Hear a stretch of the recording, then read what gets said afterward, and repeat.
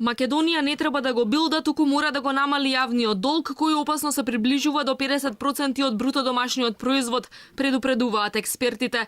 Забрзаниот раст на задолжувањето сам по себе е загрижувачки, особено затоа што парите не завршуваат за продуктивни цели. Дел од експертите критикуваат што поголем дел од средствата завршуваат за социјален мир, а многу малку за капитални инвестиции. Предупредуваат дека зголемувањето на социјалната помош како една од мерките е добар потек, но не во услови на низок економски раст. Ние треба да имаме економски раст од 3-4% до 5%, за да може да биде тоа објаснето убаво овој раст на социјална помош. Ако не се базира на некој нов економски модел кој ќе донесе свежи пари, тоа во некој среден рок може да донесе да се зголеми јавниот долг уште повеќе и јазот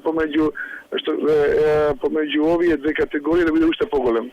Јавниот долг веќе надмина 5 милиарди евра, а владата во среднорочната стратегија планира и дополнително да го зголеми на 55% од бруто домашниот производ. Голем дел од долгот им отпаѓа и на презадолжените општини. Премиерот најави дека со ребаланс на буџетот владата ќе им помогне да ги вратат заостанатите долгови. Сепак економските аналитичари сметаат дека ако општините не станат финансиски независни, тогаш ќе се работи за најобична фискална амнестија на оние што несовесно работеле, процес кој неминовно ќе се повтори за одреден период.